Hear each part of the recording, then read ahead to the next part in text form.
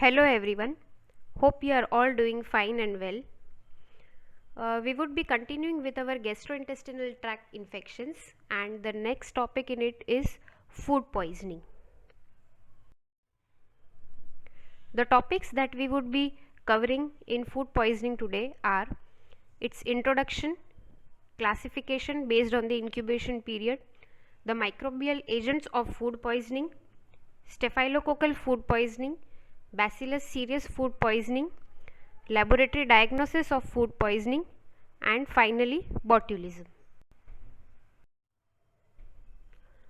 Now basically food poisoning is an illness which is acquired once we consume any food or drink that is contaminated either with the microorganisms or the toxins that the microorganisms produce. Talking about the epidemiology of food poisoning, it is a very significant public health problem, and globally an estimated 600 million are affected with this foodborne illness, and the death rate is 4.2 lakh per year. 40% of the disease burden of this foodborne disease is taken up by children under 5 years of age. Now let us see something regarding the incubation period. What is incubation period? It is the time duration between the exposure of the microorganism and the onset of the disease. As shown in the picture, when the incubation period is smaller, that is 1 to 6 hours of duration, the primary symptom is vomiting, and when the incubation period is more, that is either between 8 to 16 hours or more than 16 hours, the primary symptom is diarrhea. Now based on such incubation period, there are different microbial agents which have specific food source and have different incubation time.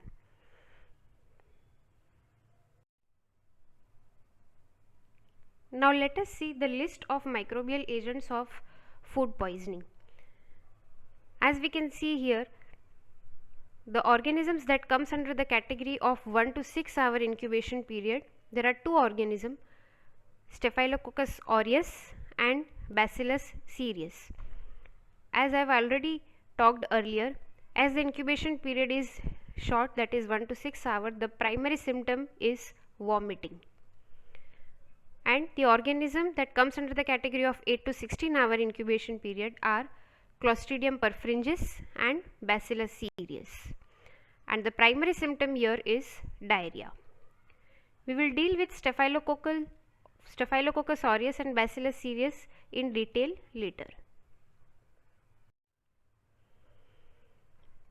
And here is the list of the organisms that comes under the category of more than 16 hour incubation period. Vibrio cholera, enterotoxigenic E. coli, enterohemorrhagic E. coli, which you have earlier dealt with, non-typhoidal salmonella, Shigella, Vibrio parahemolyticus, Campylobacter jejuni, Clostridium botulinum, Listeria monocytogenes, norovirus, cyclospora, and fungal infection, that is mycotoxicosis. As you can see, in this category, when the incubation period is more than 16 hours, the major symptom, the primary symptom is always going to be diarrhea.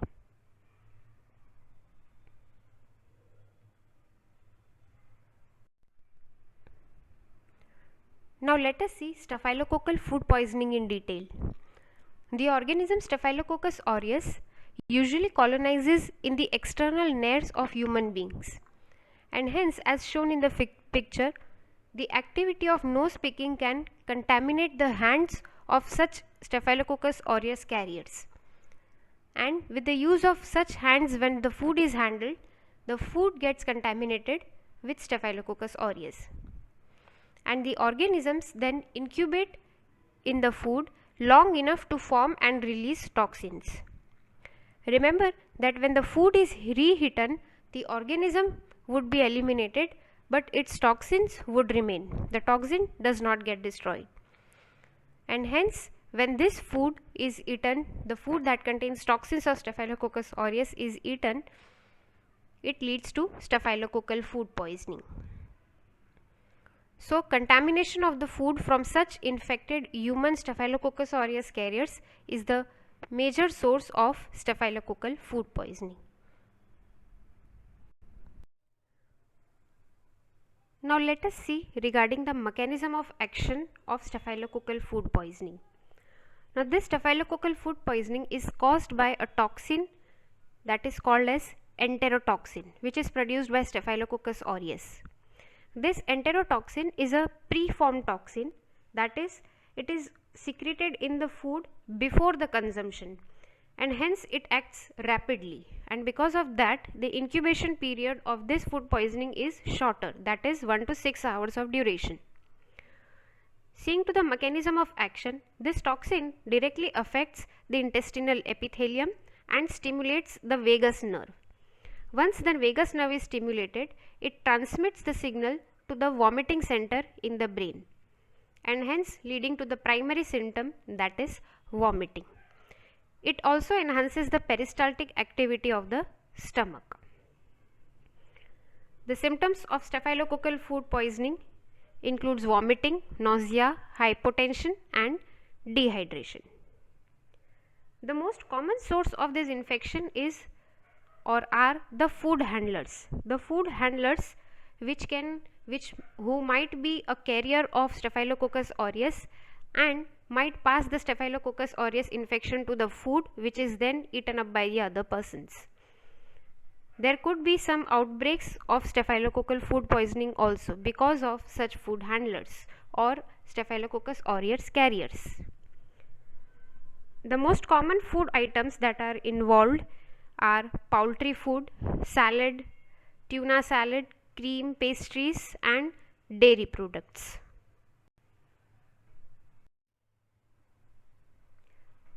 Now let us see about the next important organism, that is Bacillus cereus. Bacillus is a normal habitant of soil, but it is also isolated from food items such as vegetables, milk, cereals, etc. Also, Bacillus is an important agent of food poisoning.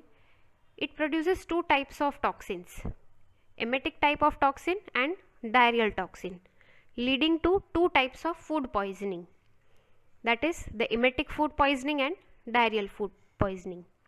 As the name suggests, the emetic food poisoning leads to the major symptom vomiting, and the diarrheal food poisoning leads to the major symptom diarrhea. In the emetic type of food poisoning, as I have already talked earlier, that it is caused by a preformed toxin. That means it acts rapidly and the incubation period is shorter, that is 1 to 6 hours. The major food item that is the source of this type of food poisoning is Chinese fried rice, and the symptoms are vomiting and abdominal cramps. In contrast to emetic type, the toxin secreted in the diarrheal type of food poisoning is secreted in the intestine, and hence it takes some time for the development of symptom, and the incubation period is 8 to 16 hours. The food sources responsible are meat, vegetables, dried beans, etc. And the symptoms are diarrhea, fever and abdominal cramps.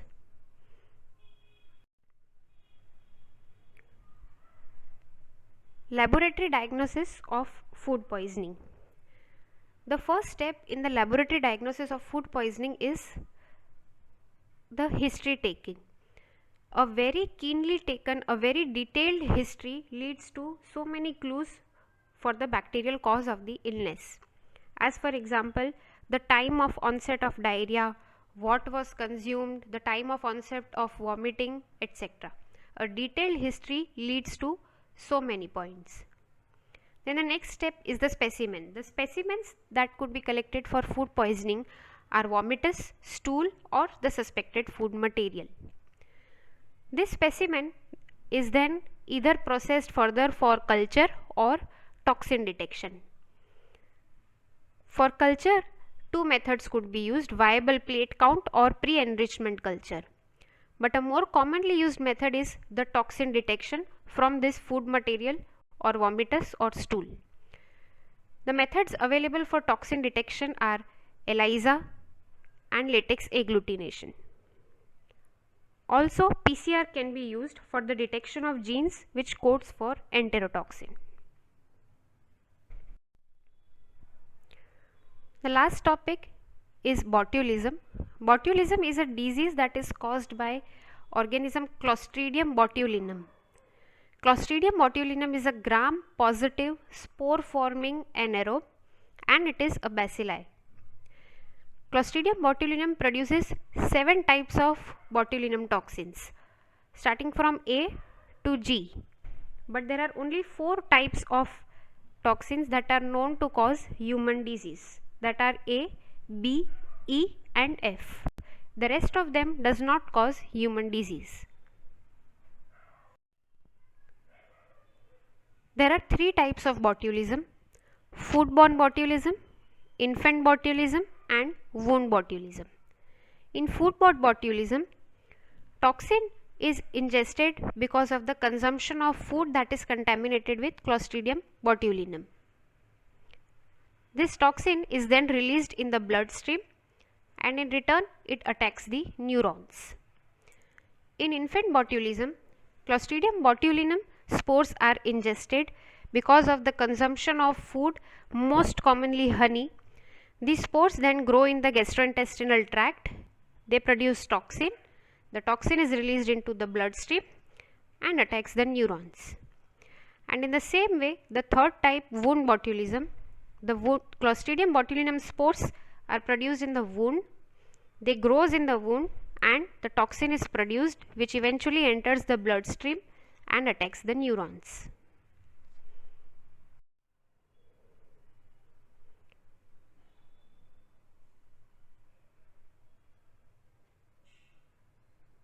Now let us talk about the pathogenesis of botulinum toxin.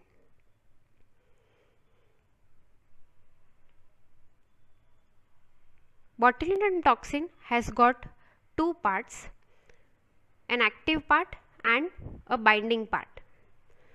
So it has got 2 chains of peptides. The A chain is the light chain. A stands for the active part and B is the heavy chains and B stands for the binding. The B part helps in binding of the toxin and the A part helps in the action. The receptors for this botulinum toxin are neuromuscular junction, acetylcholine receptors, sialic receptors and glycoreceptors. If we talk about the mechanism of action of botulinum toxin, after the entry, this toxin is transported via blood to the peripheral cholinergic nerve terminals. And the most common nerve terminal involved is the neuromuscular junction. After entering to the neuromuscular junction, it inactivates the acetylcholine release, which in turn will block the neurotransmission process and lead to flaccid paralysis. We will see the mechanism in detail. To understand the process of botulinum toxin in detail, we need to first know the normal neurotransmitter release process. As you can see in the picture, these are the synaptic vesicles and inside there are neurotransmitters, that is the acetylcholine. So for the process of neurotransmitter release, it is mandatory that this synaptical vesicle fuse with the presynaptic membrane here. And for this process, snare proteins helps in the fusion. Now snare proteins are a group of proteins that helps in the fusion of the synaptical vessels with the presynaptic membrane. These proteins are synaptobrevin, SNAP25 and syntaxin. So when action potential takes place and sodium and calcium comes inside, these snare proteins, they form a complex with this synaptical vessel, and this synaptic fusion complex then helps in fusion of the synaptical vessel to the membrane, hence releasing the neurotransmitter, which will eventually cause the muscle fiber to contract.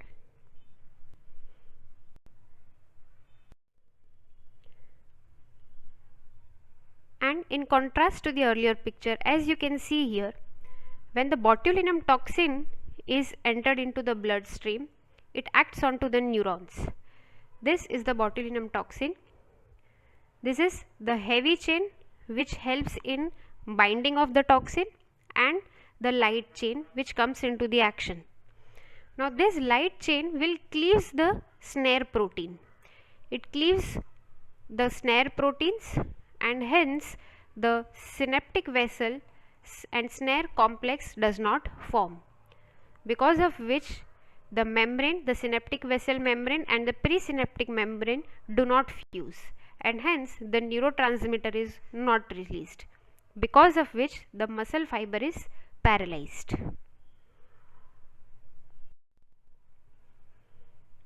As you can see here, normally the acetylcholine is released onto the neuromuscular junction and it induces contraction of the muscle fibers, while the botulinum toxin will block the release of this acetylcholine and would inhibit the contraction.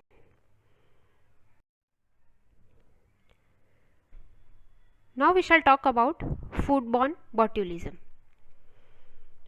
Foodborne botulism occurs because of the consumption of contaminated food, especially canned foods. The symptoms involves weakness and dizziness for the initial 3 to 4 days. The initial signs are blurred vision, dry mouth, constipation and abdominal pain. When the disease progresses, there is bilateral weakness of the muscles, eventually leading to flaccid paralysis, and eventually respiratory arrest could occur, which could lead to death. The recovery of the disease takes for like months to years, and remember that the neurotoxin binding that has happened is completely irreversible. You can see the picture of a patient suffering from foodborne botulism.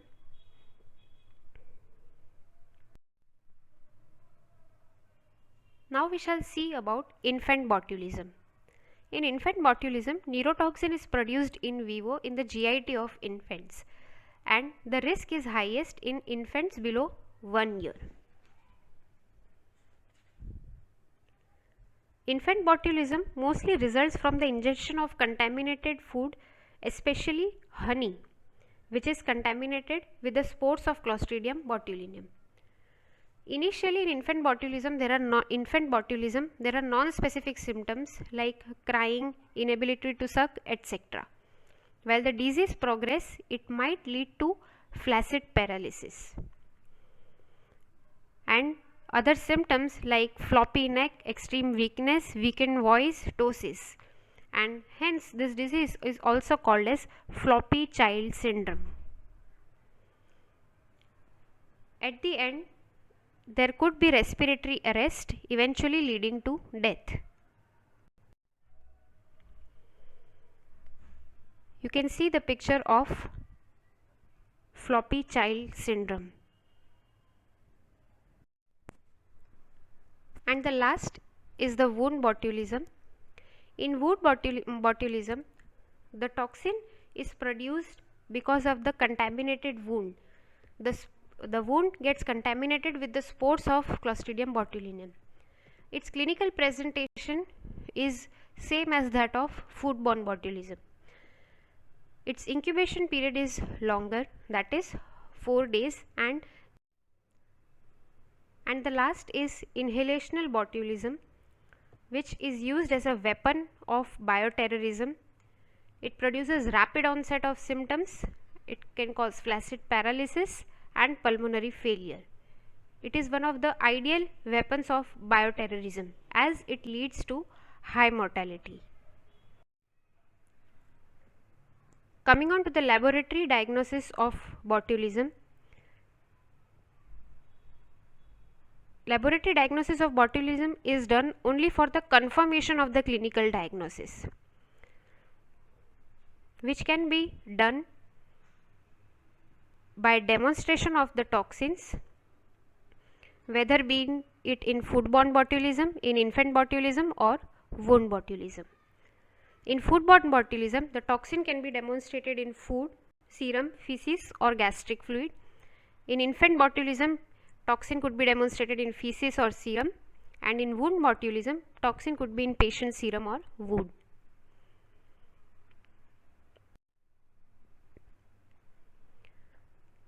The next step is culture of the organism. Culture of Clostridium botulinum can be done on either blood agar or Robertson cooked meat media. The gram stain picture of this organism is gram positive bacilli, non-capsulated bacilli having oval bulging spores. Also, this organism is motile.